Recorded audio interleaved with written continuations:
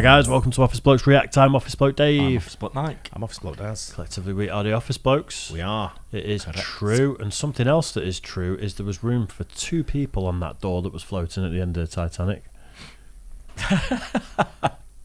She just didn't want him to live.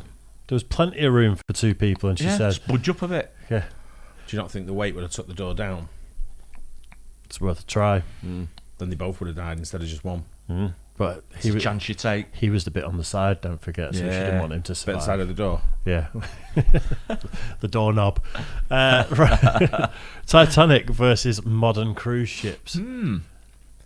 This is something I wanted to watch based on what we've been watching with military ships, and I couldn't find a video. If anyone can find one and send us a link for a video of how big a modern cruise ship is versus how big a modern warship is. Like an That's what I aircraft carrier or wanted. That's something what I like wanted. that. Yeah, that's what I wanted to try that'd and be good. find out. Yeah, because that aircraft carrier we reacted to the other day fit 3,000 people on it. Yeah, Didn't it? yeah. What's cruise ship wise? What's the biggest you get? More than that. It's More more than than that, that. but they're predominantly sort of like for that anyway, aren't they? Humongous. How many thousands of I people don't can you know. fit? I guess we're going to find out, but I think it's a Yeah. lot more than that. I do. Wow, I think 3,000 is a small one. it's crackers, and then you get one person with a bad belly, and it just But you can't land a plane. travels the whole. But you can't land a plane on a cruise ship. You can, but you can only do it once. Yeah. Can't you? I'm not sure you're going to land it neither. Yeah, I don't think it'd be very neat and tidy, No. will it, either, but Yeah, well, let's find out then. The Titanic versus modern cruise ships. Well, when the Titanic was built and it went out, that was the biggest of its kind, wasn't it? Yeah. I think so it must was. have been humongous. I don't know how many people were on the Yeah. Titanic. But no, I guess we might find out I in the think video I rather think than a just all couple, guess. didn't a couple of thousand people die when the Titanic sank? that's what I've got in my mind, like a couple of thousand or so. But yeah. Yeah, it was an insurance job, wasn't it?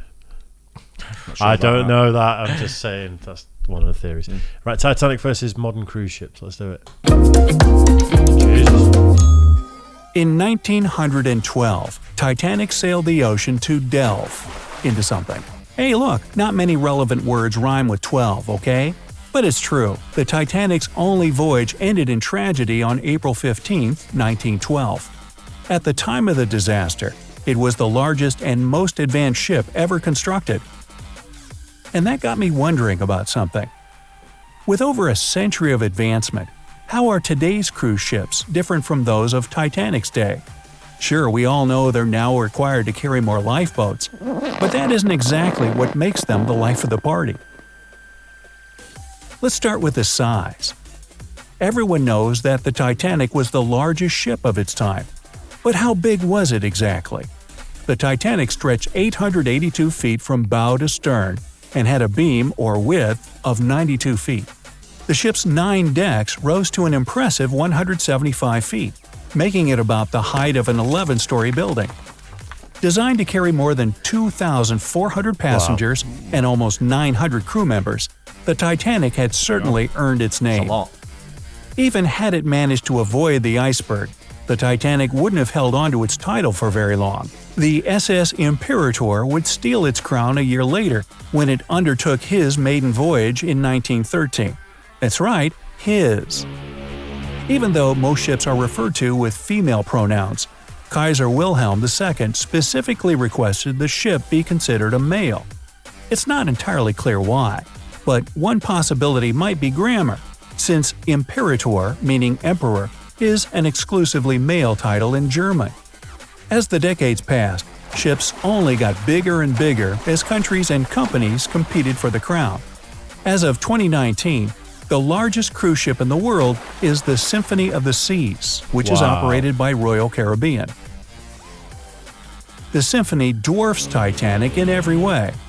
1,184 feet across and 215 feet wide. Her 18 decks are double the Titanic's height and provide spacious accommodations for well over 5,000 passengers. And since we're on the subject of What a crew. accommodations, Wow, it might it's be big. time to talk about the different purposes these two ships were created for. The Symphony of the Seas is a cruise ship, not an ocean liner like the Titanic and Imperator. Think of it as the difference between a city bus and a tour bus. You board a cruise ship to have fun, and an ocean liner when you need to get somewhere. Ocean liners filled the same role airlines perform today. As with airlines, the quality of the journey was heavily dependent on the amount of money passengers were willing to spend.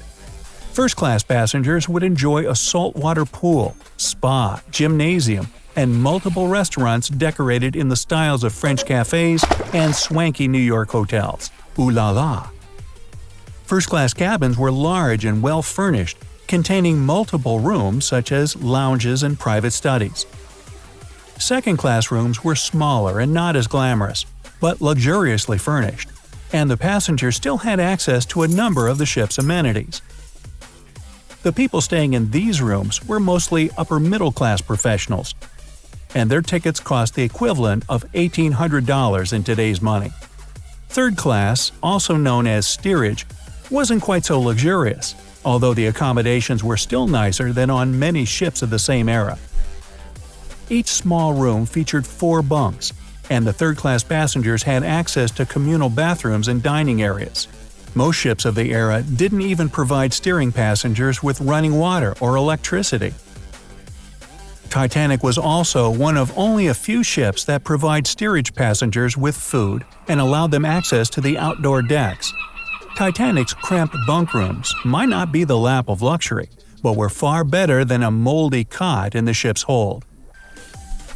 Modern I like being on boats. I prefer it to flying, but I've got no desire to go on a big cruise and be on a boat for a week. No. Yeah. I've done it for 2 days before, and that was about enough. I mean, they're incredible these days, aren't they? All the amenities on there and the facilities are I absolutely just priced one incredible. up to go to Norway for Christmas. If it was the Nordic fjords and That's the what it Northern is. Lights and things Yeah. like that, I'd absolutely do that. That's a different kettle of fish Yeah, that's what altogether. it is for Christmas. Yeah, How much do you think it Nice. was? each 10 days each, yeah. 10 10 days days? each, I think it was 10 or 14. $3 grand. Go from Dover or 3.5. Southampton, and then you sail up into Norway. Yeah. You go around to Tromsø and Alto, Yeah, and then see the Northern Lights, or hopefully see the Northern Lights, and then come back. first class, If No, they're no, on. just an outside cabin. just regular. Yeah, $3 grand each. 4.5 grand, 4,600 to be precise. Yeah. That seems kind of about there. It's Yeah. expensive. When I 10 went, days, when, I when I was mean- going, when I went away a few weeks ago to Greece, and we were going to go to Norway, then it was 1,200 to go to Norway. But you're going at the Northern Lights time. But that wasn't the Northern Lights time as well. Oh, was it? Yeah. It's Right. nearer Christmas. So the and best time to go is October, end of October, beginning of November. Is when we went away, Right. Okay. and this would have been at the end of December. Yeah. So I think it's still a good time to go. But it's a big difference over Christmas Yeah. and New Year. I'd I do bet that. the scenery is amazing up there, though. Yeah. That'd be absolutely incredible.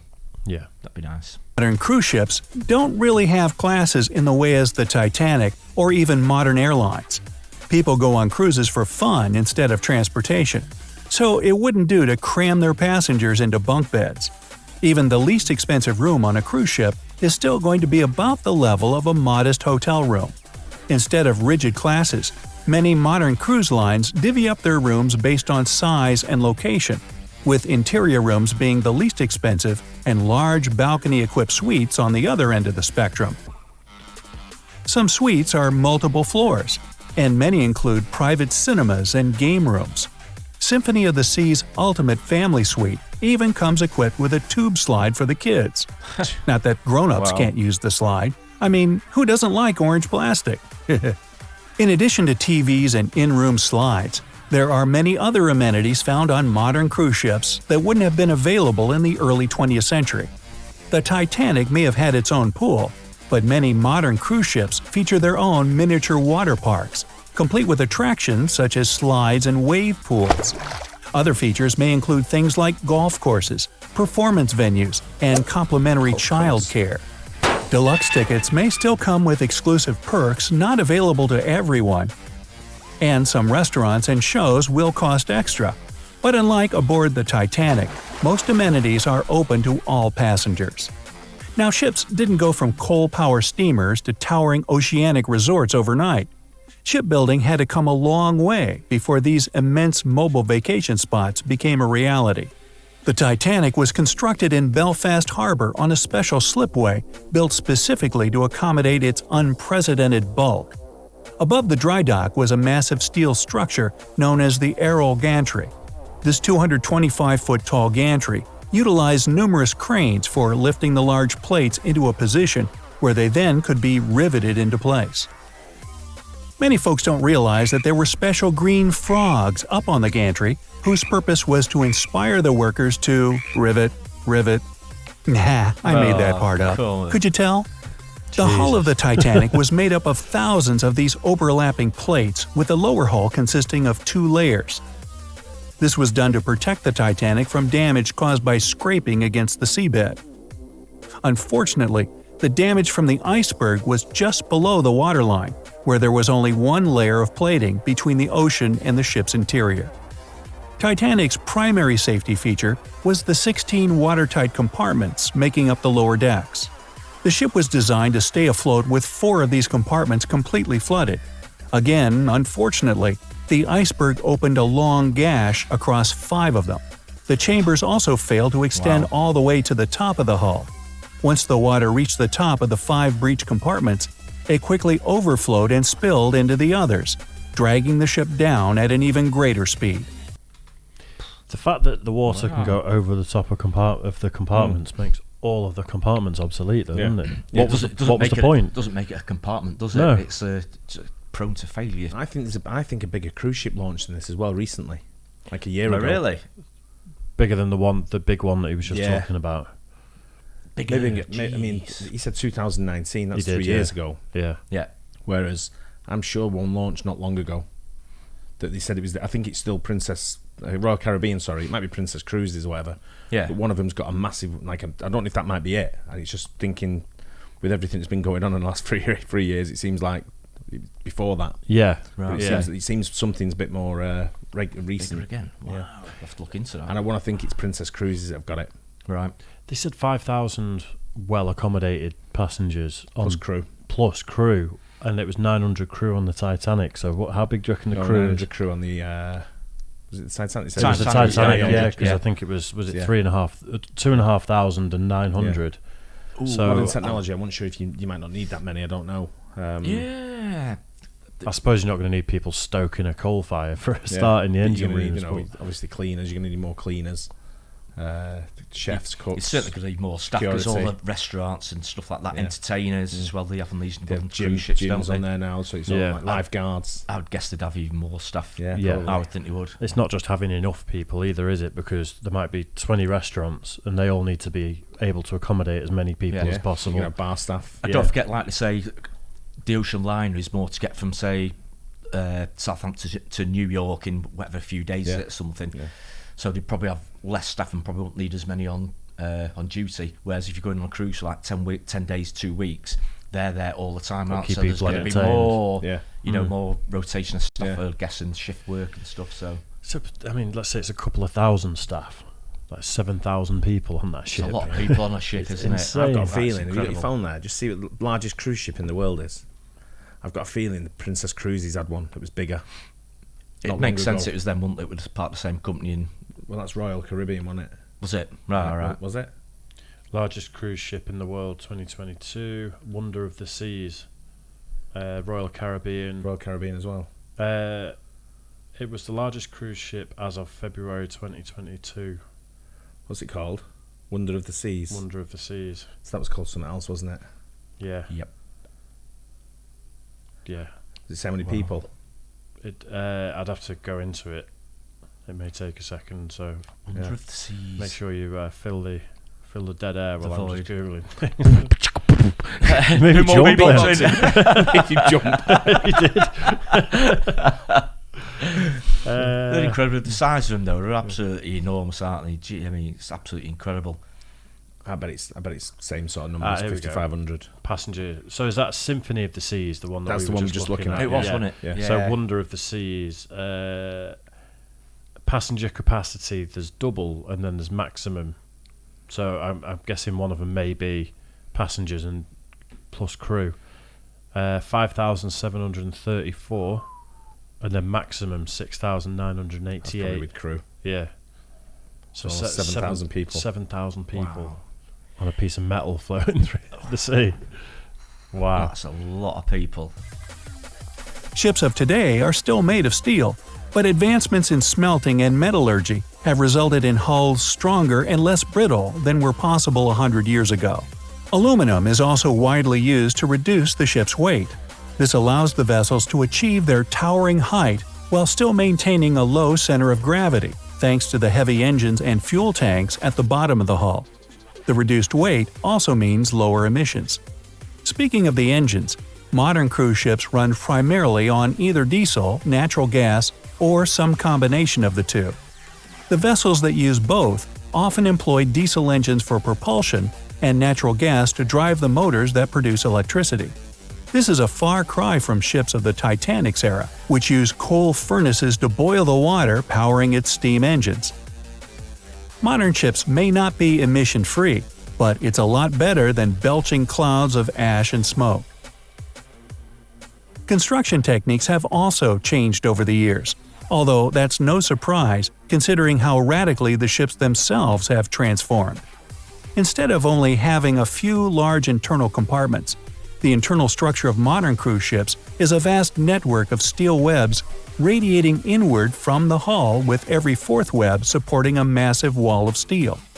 The girders are concealed within the walls of the ship and serve as the vessel's primary load-bearing structure. However, the most unusual aspect of modern cruise construction is that they're not built hull to funnel as a single construction. Instead, the hull and cabins are built as separate modules, then assembled in the dry dock. Have you ever seen those giant cranes shaped a bit like a boxy lowercase n? Those are called Goliath cranes, and now you know what they're for. In addition to the ship being assembled like a giant Lego set, the larger hull pieces are constructed upside down. This is because the hull's tapered shape makes it easier to weld the plates together from the top down. This might all sound monstrously complex, but the modular design means that cruise ships can be constructed much more quickly than a building of the same size. The trade-off is that not every port comes equipped for such a massive undertaking. The largest cruise ships and oil tankers are assembled in just 6 locations worldwide, the most prolific being the Hyundai Heavy Industry Shipyard in South Korea. So, are you ready to sail the high seas in some of these state-of-the-art vessels? Why don't you let me know down below? Hey, if you learned something new today, then give the video a like and share it. Interesting. Very. Yeah. They're just humongous, aren't they? Absolutely mega. I've seen one close up. I've not been on one, but I've seen one close up, like in the dock, and I just looked and I thought, fucking size of that. I'd love to see one close up. It's like humongous. Yeah, Like- they just look absolutely enormous, don't they? Have you not seen the videos of them going like to Venice and places like where Yeah. they've been banned now? They're not allowed in Venice, certain parts of Venice. Oh, really? They were causing all kinds of problems. Yeah. But yeah, they'd like turn around the fucking corner in Venice and it was just like Yeah. humongous. Yeah. Sort of like next to the buildings that are there. Seems like they're trying to discourage tourism in Venice, doesn't it? In lots of ways. They've been fining people loads of money for sitting on a certain set of steps, haven't really? they? I thought that was the sort of like the main thingy, the income there, Income isn't for it? that. I would guess Oh, I know. Venice. I mean, I it's know, a but huge the- tourist destination, isn't it? There was people getting like €1,000 fines for Really? sitting on a certain set of steps and eating ice creams and Yeah. stuff. And That wasn't not just heard during the pandemic or something, was it? Or, I don't think so. I'm not sure. bizarre. I'll have to double Not heard check on anything. that one. I like I say, the thing that puts me off cruises is being with that many people for that amount of time. Yeah. We looked when we looked at going on a cruise last time up to Norway. It was an adults only cruise. It couldn't be doing with like fucking screaming kids legging it round. Yeah. You know what I mean? So I love being on a boat. Yeah. Like I say, I've done 2 days to go to a part of Spain, to the Bay of Biscay. And Yeah.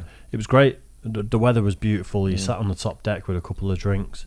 That made perfect sense. You know, it was nice. The thing these days, though, these cruise ships, I mean, they're so big. I mean, they're like small towns. Yeah, they are. You know, They are. absolutely enormous. It's just, once you're inside them, it's nothing like walking around the ship, I don't think it is. No, It is no, like I you're in a agree. town, like Yeah. bars, Yeah. restaurants and stuff like that. It's Yeah. completely different to what it was like 40, 50 years ago. I think it depends where you go, and I think it's one of them where Yeah, you've maybe, got to be careful of.